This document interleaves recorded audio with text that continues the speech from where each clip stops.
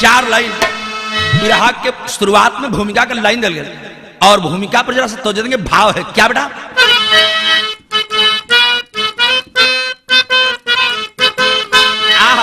क्या भाव है जरा दिखाएं। अरे गजब लेखनी तेरी कुदरत की मालिक, अयध नंगे को नंगा बनाती गरीब, किसी को लुटेरा किसी को कमे, नाच जैसा को वैसा नचाती गरीब, और पर्वत से खाई और दरिया से साथ, एक गागर में सबको घुमाती गरीब, गौरी शंकर जमाना कहाँ जाएगा, सूरज पूरब से पश्चिम दिखाती गरीबी।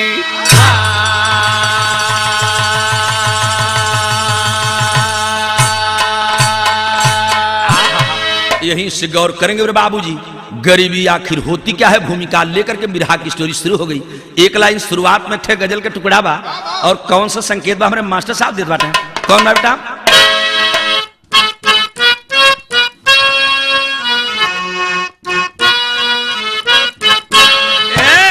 ये लाइन है, दिल में एक लहर, दिल में एक लहर सी उठी है अभी, दिल में एक लहर सी उठी है अभी, दिल में एक लहर सी उठी है अभी, जान कैसी हवा चली है अभी, जान कैसी हवा चली, दिल में एक लहर सी उठी है अभी, दिल में एक लहर सी उठी है अभी, दिल में एक लहर सी उठी है अभी। इस बहुत बढ़िया भाव बिरहा के लाइन में दहल गल। और भाव क्या है जरा से दिखाएं कि क्या क्या होता, क्या क्या होता है इस जमाने में, क्या क्या होता है इस जमाने में, क्या क्या होता है इस जमाने में, लिखते कापे कलम तराने में, लिखते कापे कलम तराने में, क्या क्या होता इस जमाने में, क्या क्या होता है इस जमाने में, क्या क्या होता है इस जमाने में। यहीं से कहानी की शुरुआत हो गई। जरा सब तवज्जो देंगे बाबू, बिरहा के शहर के संगत में भाव लगी। क्या बेटा? ललार लार ललरिया ललार लर लारा, जिला छपरा में अहिरौली का दस्तान सही, सिमुनी सीता पति पत्नी थे चौहान सही, पुत्र संजय जो 8 साल की उमरिया हो, दूसरी रीता सुंदर गोदी में कुमरिया हो, चलाता रिक्शा शिव मुनि बदनसीबी में, रोटी के लाले पड़े लगने हैं गरीबी में, पकड़ ली टीबी शिव मुनि बदहाल हुआ, सवारी मिलती नहीं पैसे बिन कंगाल हुआ, बीमार शिव मुनि भय पत्नी भी लाचार हुई, बीमार शिव मुनि भय पत्नी भी लाचार हुई, पति पत्नी में एक दिन थोड़ी सी तकरार हुई, पति पत्नी में भैया जरा सब बात को समझ ले ताकि बिरहा समझने में दिक्कत न हो। छपरा रेलवे स्टेशन से 7 किलोमीटर उत्तर अहिरौली गांव के रहने वाले एक छोटा सा परिवार, मुखिया का नाम है शिवमुनि चौहान। शिवमुनि चौहान के पत्नी का नाम बा सीता, और दोनों परिवार से भगवान 2 ठे औलाद भी दिले बाटे, जो एक ठे लड़का बा एक ठे लड़की बा। लड़के का नाम संजय और लड़की का नाम रीता। छोटा परिवार है लेकिन बड़ा गरीब है, मजदूरी सदूरी के जीवन बितावत बाटे। एक दिन की बात है मेरे बाबूजी, सीता चौहान कहते स्वामी खाली रोजी रोटी करे बरे, डेली कमाए के लिए बात सजवे भर के होई और जी कोनो ऐसा व्यवस्था करा के 2 पैसा बचे लेकिन के पढ़ावे लिखावे के हो, शादी ब्याह करके मर मकान बनावे। कहला तब करी का, तो के छोड़ के बाहर भी न जा सकीला। कहला तक कुछ न तो उपाय करा। यह बात सोच करके एक दिन शिवमुनि चौहान छपरा रेलवे स्टेशन पर आए और आकर के एक भाड़े का रिक्शा लिए। भाड़े का रिक्शा लेकर के और चलाना तो शुरू किया मेरे बाबूजी। लेकिन हमरे देहात में लोग कहावत कहला, संगत से गुण होता है, संगत से गुण। जैसे ने रिक्शा चलावे शुरू कैले वैसे ने 2-4 ठन कर सथिया भी मिल गए। रिक्शा चलाता है, कमाई तो बढ़ी जरूर लेकिन कुछ आदत गड़बड़ हो गल। रोज सजिया के कमैला के बाद साथ में बैठ के भैया तू कितना पौला, भैया तू कितना पौला, आपस में हिसाब हो, 10 ठे तू दे दा, 20 ठे तू दे दा, 25 ठे तू दे दा, मिलाए के साझी के रोज पाउच के पियाई शुरू हो गल। अब जब पाउच से नशा न हो तो धीरे धीरे आदत गड़बड़ायल, वही पर 2-2 4-4 चिलम गांजा चले लगल। अब जब और आदत गड़बड़ायल, रेलवे स्टेशनवा से जब घरवा शिवमुनि चल है तो रस्तवा में 3-4 गो भट्ठा परत रहल, वही भट्ठवा पे एक थरिया झरिया मारे लगल। झरिया का मतलब समझत बाटा लोगन ने? कचिया वो जो भट्ठवा बनत है। आदत गड़बड़ा गल, कहीं आटा ले जाए तो आलूआ न, कहीं आलू लेके गल तो टमाटर भुला गल। बड़ी पत्नी परेशान है। एक दिन की बात है मेरे बाबूजी, रात को जब 11 बजे रात को आज इंतजार कर रही है, रात को आता है झोला कहीं दूसरे जगह छुटल बा, आए के ढह गल चरपाई पर नशा में। जब चरपाई पर ढहल तो सीता अपने स्वामी से बात कर ली ना, क्या कर ली तेन बड़ क्या बात है।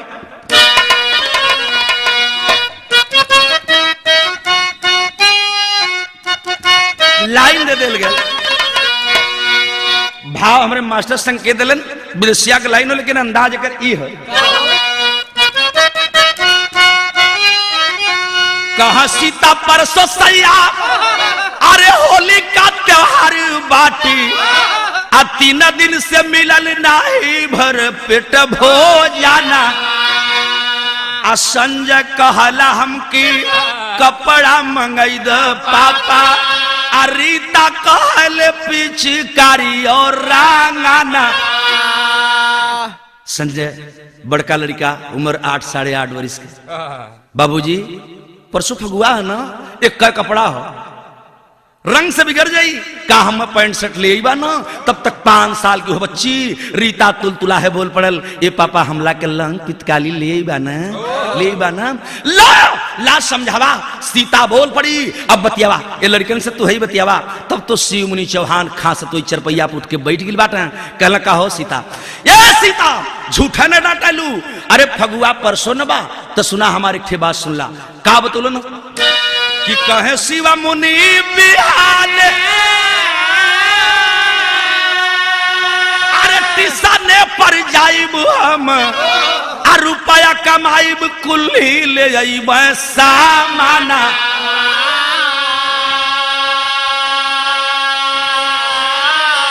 संजय के कपड़ा पिचकारी रंग रीतऊ की, अरे खेली हजा होली बानी पुआ पकावाना।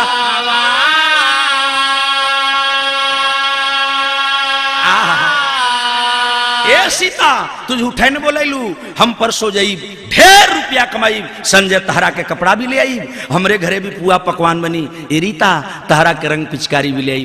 रात में कैसो बगैर खाना खाए बाबूजी पूरा प्राणी सूत गल हो। आज पूरा परिवार सूत गलन, सबेर भल डेली की तरह शिवमुनि चौहान उठा मेरे बाबूजी, रिक्शा साफ किया है, चल दिया। दिमाग में बात गुज रही है, कल है फगुआ बा, आज ढेर मेहनत करे के बाद रुपया कमाए के हो, और यह सोचा चलत बिरहा में तर्ज देव। कौन गीत बेटा?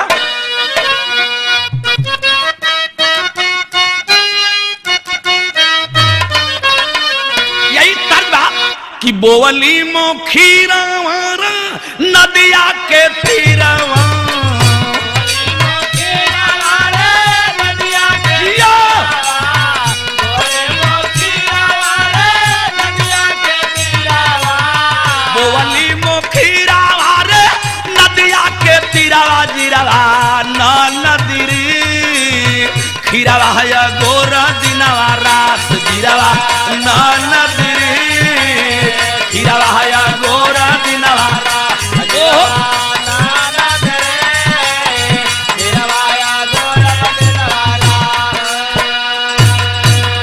लेकिन लेके साबेरे रिक्शा चलला बजरिया, लेके सवेरे रिक्शा चलला बजरिया, लेके सवेरे रिक्शा चलला बजरिया, लेके साबेरे रिक्शा चलला बजरिया मोरे मितावा न हो कैसे मनैबा त्योहार मोरे मितावा न कैसे मनैबा त्योहार मोरे मितावा न कैसे मनैबा त्योहार। रिक्शा लेकर के आया, रिक्शा वालों की लाइन में रिक्शा खड़ा करके सवारी का इंतजार करने लगा। लेकिन वारे भगवान कभी कभी आपने भी गजब कर दिया। भाव देखा होता क्या है, धीरे धीरे दिन बीतल, धीरे धीरे दिन बीतल, सामनिया राइल रामा, धीरे धीरे दिन बीतल, सामनिया राइल रामा, धीरे धीरे दिन बीतल, सामनिया राइल रामा। भइल हड़ताल गाड़ी, भइल हड़ताल गाड़ी, एको नहीं आइल रामा, भइल हड़ताल गाड़ी, एको नहीं आइल रामा, भइल हड़ताल गाड़ी, एको नहीं आइल रामा। भइली कमाई नहीं छवल से यादारिया, भइली कमाई नहीं छवल से लारिया, भइली कमाई नहीं छवल से लारिया, भइली कमाई नहीं छवल से यादारिया मोरे मितावा न हो कैसे का कहरा मई बाजार मोरे मितावा न हो कैसे का करब बाजार मोरे मितावा न कैसे का करब बाजार। अरे बाप रे बाप, सवेरे से सवारी का इंतजार करते करते धीरे धीरे शाम हो गई। और जब धीरे धीरे शाम हो गई कोई ट्रेन नहीं आई, कोई सवारी नहीं मिली। शिव मुनि चौहान रिक्शे से उठा है, लोगों रिक्शा वाले साथी से पूछा लगल आखिर भैया कोनो गाड़ी ना होता एकर मतलब का बा, कल मर्द ना जानत बाटा। आज चारों तरफ नक्सलवादियों ने रेलवे लाइन को उखाड़ दिया है, जगह जगह चक्का जाम भी किया है, कोई गाड़ी नहीं है। कुछ लोग कहना चला मर्द बहने फगुआ है बाजार करके चल जा घर है। लेकिन शिव मुनि चौहान की जेब में फूटी कौड़ी न बा, घर पाभर राशन भी न बा, आटा भी न बा, दाल भी न बा। कल फगुआ बा, काम मूल्य के हम घर जाई। बाबूजी 10 से 11 बजे रात तक रिक्शे पर बैठा रहा। धीरे धीरे जब रात हो चली है, एक बार उतरा है रिक्शे से, गए एक दुकानदार के पास, दुकान बंद के भैया काल फगुआ है, तनी हमें कुछ उधार राशन दे देता। कदम कर दे, फगुआ और त्योहार के दिन उधार ऐसा न हुई, रोज उधार ले चले ठीक हो, लेकिन होली में त्योहार के दिन हम उधार न दी। अक्सर लोग बोल देले, एक दुकान से 2 दुकान गल, तीसर के दुकान गल, जब कहीं उधार सौदा न मिलल आके अपने रिक्शा पर बैठ गल। यहाँ के बतिया आप यहाँ छोड़ दी। और वही जब रिक्शा पर बैठा है, इधर धीरे धीरे रात गरुआए लगल। जब 12-1 बजने लगा मेरे बाबूजी, तो देखें उसी रात को पति का इंतजार करते हुए पत्नी की हालत क्या है। बिरहा का गीत बदल गई।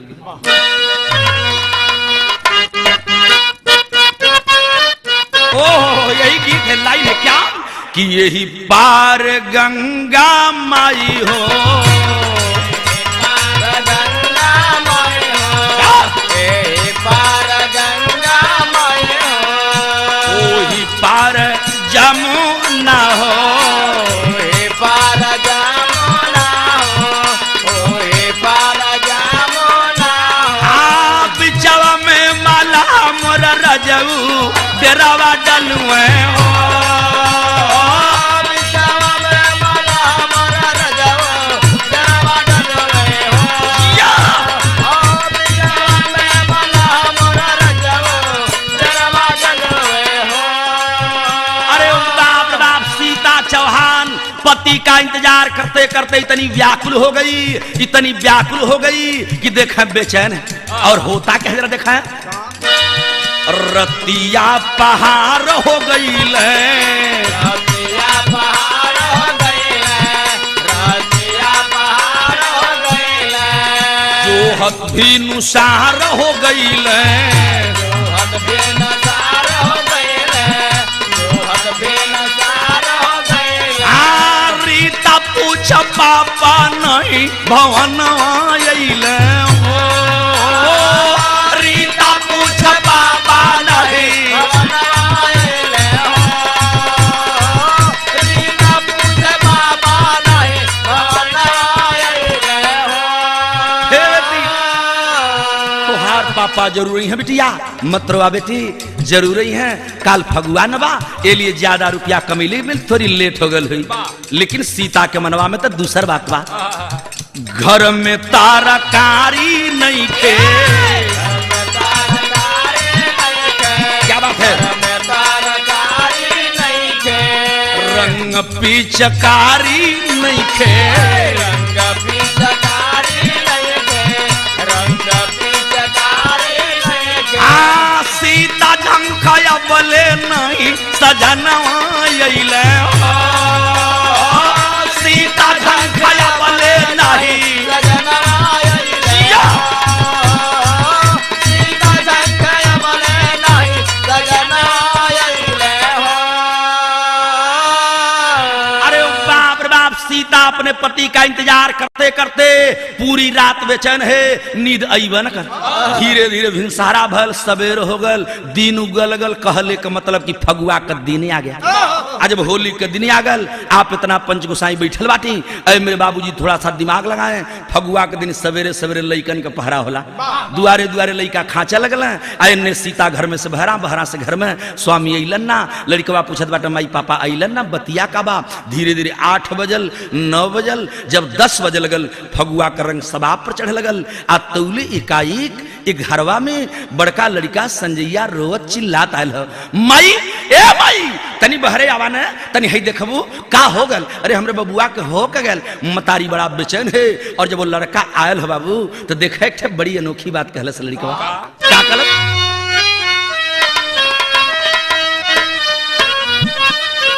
कितावले संजय दुआरा रुवत गइल आई, डाललस रंग सोनुआ महू डाले जइब माई,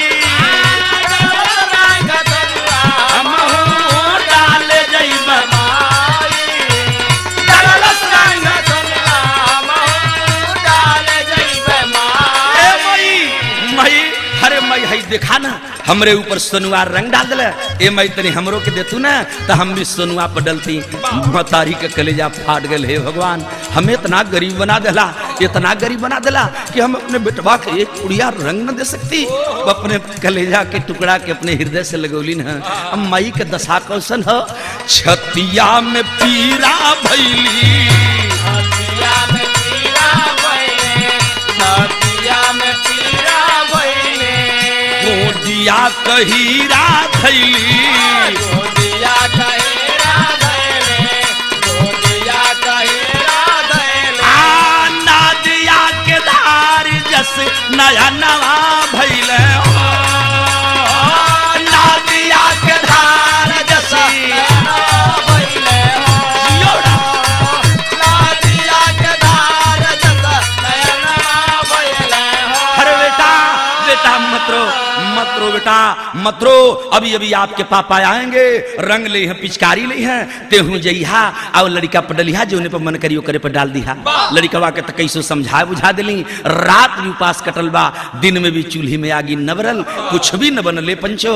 आज जब कुछ न बनले साहेब, आज होली का त्योहार हो, 10 से 12 बजल, 2 बजल, 4 बजे लगल, सीता और बेचैन हो गई। धीरे धीरे शाम हो गल, लड़कन के भूख सतावे लगल, मई कुछ खाना भी न देबो, पापा भी नहीं लन, पड़ोस से कुछ मांग करके ला करके बच्चों को खिलाती है, कैसो कैसो रतिया लेके मड़िया में बिता ले। लेकिन जब सवेर हो गई बाबू, एक बार वह पत्नी घबरा गई, और घबरा करके बाबूजी सीता चौहान देखे सवेरा होते ही दूसरे दिन दोनों बच्चों को लेती है और लेकर के चलनी न कहा, बिरहा का भाव दे दिल गल।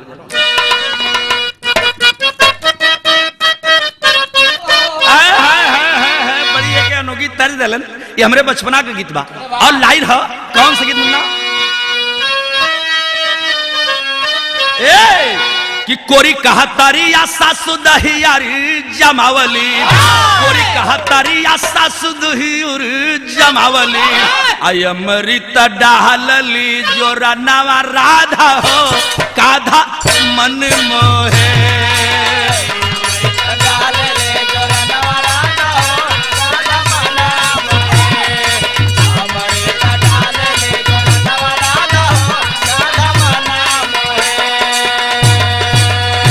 न सजनावा रोई के दिनावा बितावली, अइला न सजनावा रोई के दिनावा बितावली। कुटिया से निकली है बाहरावा सीता हो संजरीता के लिया। कुटिया से निकली है बाहरावा सीता हो संजरीता के लिया। कुटिया से निकली है बाहरावा सीता हो संजरीता के लिया। अरे बाप बाप दोनों बच्चों को लेकर के और सीता घर छोड़कर निकल पड़ी स्वामी को तलाशते हुए। रास्ते से धीरे धीरे आई कहां, छपरा रेलवे स्टेशन। लेकिन जब वहां आती है दोनों बच्चे इतना व्याकुल बाटे, इतना रोवत बाटे कि देखा भाव दे धल गल का मुन्ना कि रोवत बिहान भइला छोड़ा ली भवनवा। कहां हे रईला इनका पापा मोर सजनवा, कहां हे रईला इनका पापा मोर सजनवा, कहां है रईला इनका पापा मोर सजनवा। संजरवा नाहिल बसा मनवा पापा हो, खाली जईता बस देखाए। लड़का रोत बाटे पापा अब तो फगुआ बीत गल ना, हम कुछ न चाहिए, आपका दर्शन चाहिए। माई रोदा बहनी रोदा, चारों तरफ लड़का रो रो करके पापा के खोजत बाटे। उस समय सीता चौहान रिक्शा वालों के स्टैंड पर पहुंची। मेरे बाबूजी इशारा करती है बेटे जरा जा करके पता तो करो। रिक्शा वाले भैया लो हो सके बतावा तोहरे पता के। लड़कवा के दूरल गल, ए चाचा हमरे पापा के देखला। तोर पापा? कौन तोर पापा? कल हमार पापा भी रिक्शा चलावलन। तोर पापा रिक्शा चलावलन? का नाम बा? शिव मुनि। तो शिव मुनि के लड़का हुए? हाँ। हऊ जौन खड़ी बा ना वो हमार मम्मी बा, ओकरे संगे जौन हो बच्ची बा ना वो हमार दीदिया बा। हमार पापा परसों से घरे नहीं चचा, हमार पापा परसों से घरे न बाटन। बतावा ना लोग अपने में रिक्शा वाले कल मर्दे शिव मुनि घरे न गई। अरे होली के एक दिन पहले हम अपन अपन संभाल के घरे चली गई, लेकिन ओकर पता न बा। पूरे रिक्शा वाले बाबूजी छपरा के गलियों में शिव मुनि को खोजने लगे, लेकिन कहीं शिव मुनि रहा तब तो पता चला। चारों तरफ बाबूजी खोजते रहे। इधर पागल बन करके सीता घूम घूम करके अपने पति का तलाश करने लगी। कहीं कोई बता दे हमारे स्वामी को पता। कैसे खोजे थे बिरहा के वो गीत लगी मुन्ना।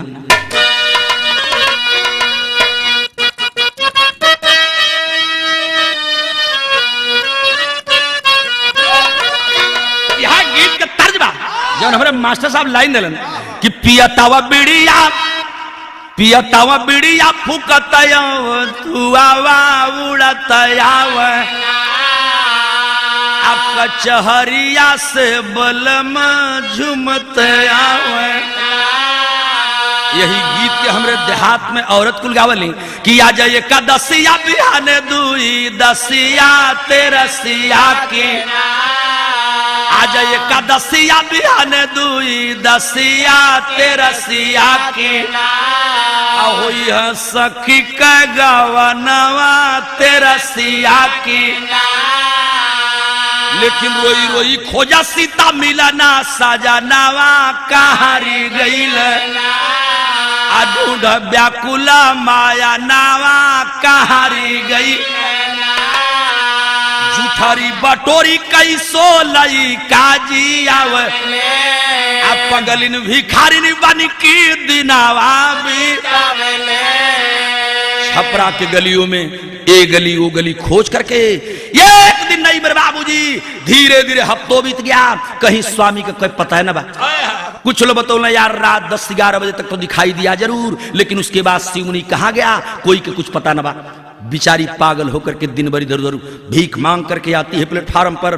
जूठी रोटी फेंकी हुई स्टेशन की जूठी रोटी मांग करके अपने खाती है, बच्चों को खिलाती है। धीरे धीरे हफ्ता 10 दिन बीत गए पंचो।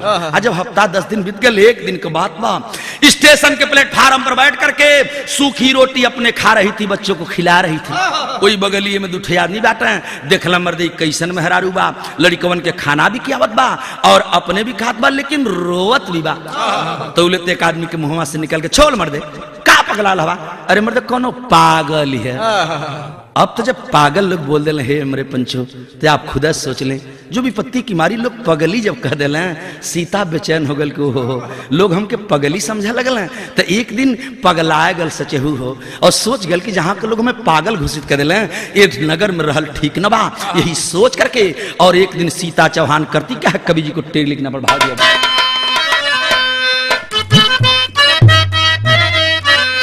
अरे किस्मत का भी तमाशा देखिए, तो रजनी सिहर गई दिनकर भी देगा झांसा।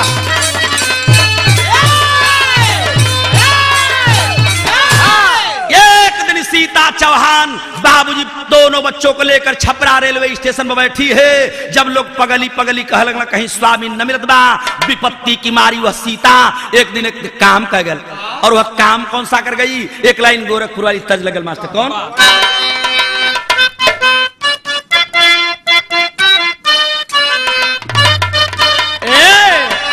यह भाव दे गल क्या कि बचवन के लेके चाली दिया ली मतरिया मोरे राम चाला, ली मतरिया मोरे राम चाला, ली मतरिया ट्रेनवा पहोई की सवारन राम, ट्रेनवा पहोई के सवारन हो राम, ट्रेनवा पहोई के सवारन हो राम। एक दिन वही छपरा रेलवे स्टेशन पर एक ट्रेन आती है। समझ गई सीता की पगली जब यहाँ हम पागल हो गई तो नगर में रहल ठीक न बा। दोनों लड़कन के लहले है लेकर के ट्रेनिया में चढ़ गए।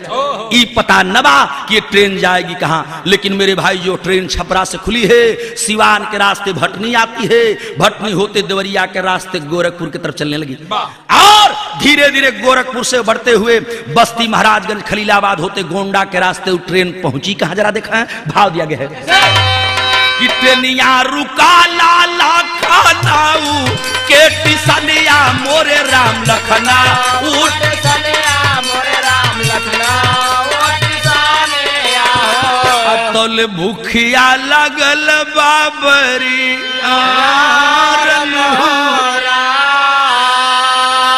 अरे बाप बाप धीरे धीरे वह ट्रेन बाबूजी रात को 10 साढ़े 10 बजे करीब लखनऊ जंक्शन पर पहुंच गई। जो यात्री थे टैची कटैची खोल करके अपने खाने का सामान निकाल करके भोजन करने लगे। लड़कों को लेकर के गली में बैठी है सीता। लड़कवन के टुकु टुकु ताकत है, लड़कवा मतरिया के ताकत बांट रहे हैं। माई भूख लगल बा कुछ खाए के न देबू, बाबू का दही। अच्छा रुका, ऐसा है भी कौन स्टेशन बा? लोग बतौनी लखनऊ है, यहाँ ट्रेन आधा घंटा 45 मिनट घंटों रुक सकती है, कोई बात नहीं है। कल की बेटा तब में बैठा लोग, अब हम रोटी हम लेके आवत बाटी। और रोटी के जुगाड़ में नीचवा उतर गई। आज प्लेटफार्म पर उतरी है, वही समय रीता बच्ची के से निकल गल, ये मई रोटी ले जातू ना, एक काम करा मई कि तनी हमरा के पानी लेता आ। आज भी बात सुनने कल, हाँ बेटी अभी पानी भी लेकर आऊंगी। और सीता प्लेटफार्म पर उतरी है बाबू, और रोटी मांगने के चक्कर में वहां जाती है खोमचे के पास, ठेले के पास, जहां लोग भोजन कर बाटा, भैया तनी 2 ठे रोटी दे देता, हमार लड़का भूखाल बाटा, हमार बच्चा भूखाल बाटा, तनी से 2 ठे रोटी दे दा। ओई में केहू देत बा, कोई डांट देत बा। बाबूजी सीता आगे बढ़ती जा रही है, 2-4 रोटी पौलिन है, एक हाथ में ले ले हैं। याद पड़ल कि बबनी पानी मंगले से पानी मिली कैसे। बाबूजी सोचने लगी हो सीता चौहान एक थे प्लास्टिक का पन्नी उठौली ना, प्लास्टिक का झिल्ली जेके देहात में कहल जले, प्लास्टिक का थैली उठौली ना, वही में एक जगह पानी रोकली ना, जो हाथ में झिल्ली में पानी ले ली ना। 2-4 रोटी भइल बा, सोच गई कि 2-4 ठेउर मिल जाई तो हम भी खा ले, हमार बचवा भी खा ली है। यह सोच के तनी और मंगले के चक्कर में आगे बढ़े लगली। लेकिन रोटियां मंगले के चक्कर में आगे बढ़ती, एक हाथ में झिल्ली में पानी, दूसरे हाथ में सूखी रोटी। लेकिन तौले भयल का तनी है देखा कि जुठरी बटोरे माई नीचा वाऊ ताराली मोरे राम नीचा, वाऊ ताराले मोरे राम नीचा, वाऊ ताराले हो। तौले ट्रेनिया खुलल बाती बारन हो। जूठी रोटी मांगने के चक्कर में सीता चौहान कुछ ही दूर आगे बढ़ी थी कि समय का ध्यान नहीं रहा और ट्रेन हारन देती है, चलने लगी। कुछ देर जब चली है एकाएक सीता के दिमाग में, हे भगवान कहीं हमारे ट्रेन यात्रा न चलत बा। जब मुड़ के देखती हो, अरे यही ट्रेन है, मेरे बच्चे कहाँ हैं? वो तो वो बैठे हैं वो अगले डिब्बे में। वहीं से एक हाथ में रोटी, दूसरे हाथ में प्लास्टिक की पन्नी में पानी बाबू लेकर के दौड़ने लगी। और दौड़ते दौड़ते डिब्बे के करीब पहुंची है। लड़का भी उन्हें से झांकत बाटे, माई मम्मी मम्मी तनी दौड़ के आवा। कुछ लोग बोलने के अरे पगली ट्रेन तेज हो जाएगी, किसी डिब्बे में चढ़ जा तेरे बच्चे मिल जाएंगे। लेकिन माई के करेजा बड़ा कोमल होला हो। हमार बाबू वहां हुआ तो हम यहाँ कैसे चढ़ी। कई सौ गेट के पास पहुंची मेरे बाबूजी। और जब गेट के पास पहुंची है, आप देखे होंगे गेट पर चढ़ने के लिए सीढ़ी के द्वारा गेट के बाहर पाइप बना होता है। जौने हथवा में प्लास्टिकवा वाले पन्निया में पानी ले ले वही हथवा के लपक के फेंकलिन, आप पैपवा पकड़लिन तो जरूर, लेकिन प्लास्टिक में पानी रहल ना। ये पंचो जब चोट लगल उधर लड़ल है प्लास्टिक, तो प्लास्टिकवा फट गल, पानी नीचे गिरे लगल और हाथ का प्लास्टिक धीरे धीरे सरका शुरू हो गल। आ जब सरका शुरू हो गल तो वह भल जौन खुदा को मंजूर था मेरे बाबू। का भल तनी देखा कि दौड़ी के पकड़ी गेट पागल, महातारिया मोरे राम पागल, महातारिया मोरे राम पागल, महातारिया हो। तोर गिरी प्लेट पार माझारन हो राम, गिरी प्लेट पार माझारन हो राम, गिरी प्लेट पार माझारन हो राम। अरे बाप रे बाप, सीता चौहान एक बाबू जब हाथ छलकता है, सीढ़ियों पर पैर नहीं पड़ा और दोनों पैर प्लेटफार्म के नीचे चला गया। जमीन पर धड़ाम से गिरी है और धड़ाम से गिरल कब बेहोश हो गई ले साहेब, कोई के पता न बा। एकाएक ट्रेन गुजर गई, भीड़ लग गई। ए साहेब कौनो औरत बा, ड्रेस से लगत बा कि भिखमंगी बा, हाँ नाथ बा। बाबू जीआरपी के जवान आए, उठा करके हॉस्पिटल की तरफ ले जा रहे हैं।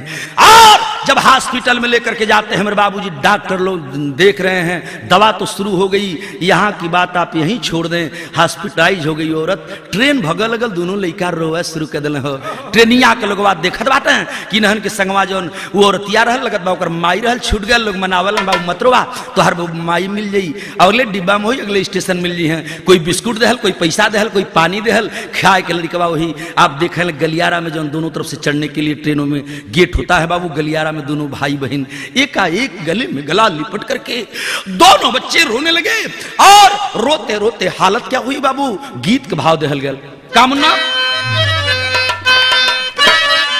गीत लगल, तर्ज भेगल भाव कि तूने अजब रचा भगवान, लाइन दे दी गई कि तूने अजब रचा भगवान, खिलौना माटी का, अजब रचा भगवान, खिलौना माटी का, तूने अजब रचा भगवान, खिलौना माटी का। अरे बाप रे बाप, अपनी माता को याद करते हुए दोनों बच्चे उस डिब्बे में रोने लगे।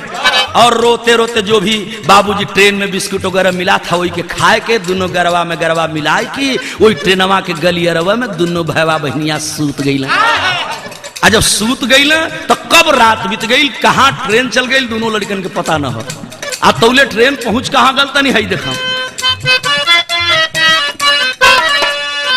वही दिल्ली के दरमियान, वही दिल्ली के दरमियान ट्रेन जब आइल बा, दिल्ली के दरमियान ट्रेन जब आइल बा, दिल्ली के दरमियान ट्रेन जब आइल बा। धीरे धीरे भयल बिहान, धीरे धीरे भयल बिहान ट्रेन जब आइल बा,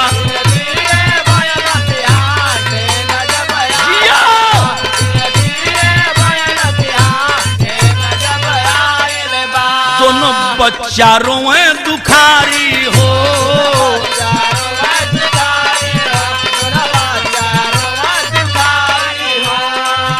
कहवा गईलू महतारी हो,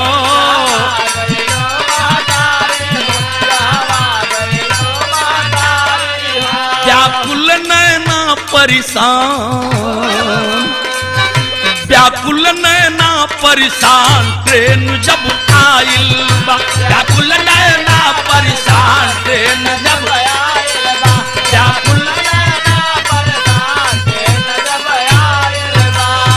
अरे बाप रे बाप, धीरे धीरे वह ट्रेन बाबूजी बिहार से चली है, अपने गंतव्य स्थान नई दिल्ली रेलवे स्टेशन पहुंच गई।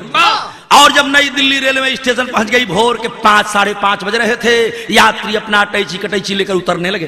रास्ते में बच्चे है हटो, उठो उठो, पीछे से कोई धक्का दे रहल तो बोले कोई बोला भैया बोला मत हो, मारा मत मर दे, यूह लड़कवा बाटे जो उन्हें कमाई कहीं छूट गल। अब दुई आदमी का मनौता जगह लड़कन के जुगाए की आ ले आए के प्लेटफार्म पर नीचे उतार दे, जगाए के जब नीचे उतरलन कहना बेटा देखो यहीं सारे लोग उतरेंगे, ट्रेन भी यहीं तक जाएगी, यहीं तेरी माँ भी उतरेगी और यहाँ से वहां तक लोग उतर रहे हैं, जरा देख लो तेरी माँ यहीं मिल जाएगी। भैया बहनिया का हाथ पकड़ ले ये पंचो ले करके और आगे से पीछे, पीछे से आगे बाबूजी दौड़ता रहा।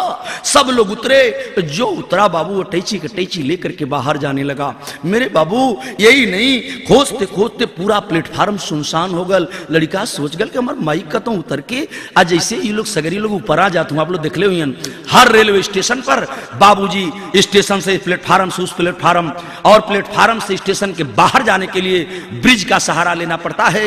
लोग ब्रिज पर चढ़ करके वहां से निकलने लगे। जो भाई नई दिल्ली गए होंगे वहां भी दोनों तरफ निकलने का रास्ता है। जब आप पश्चिम तरफ निकलेंगे तो पहाड़गंज नई दिल्ली का रेलवे स्टेशन का मेन गेट, और जब पूरब तरफ निकलेंगे तो अजमेरी गेट का निकास।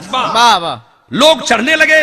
वही समय भैया के दिमाग में आयल, कहला संजय के बहनी रीता तनी वो काम करता का करतो, वही जब बोलत है लड़का कि बहनी के बिठा के भाई हो, अरे बहनी के बिठा के भाई हो आ चढ़ाओ बर ब्रिज पर जाई हो, ब्रिज पर जाए हो, चढ़ाओ बर ब्रिज पर जाए हो।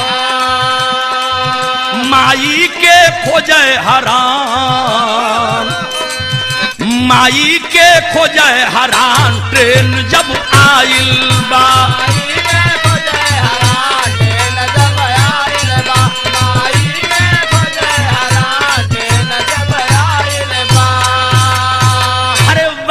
अपनी प्यारी बहना कोई ब्रेंच पर बैठा दलस जहां यात्री विश्राम करते और अपने वही ब्रिजवा पर चढ़ गल कि माई कहीं ऊपर आ गई, अब हम खोज के लेके आवत बाटी।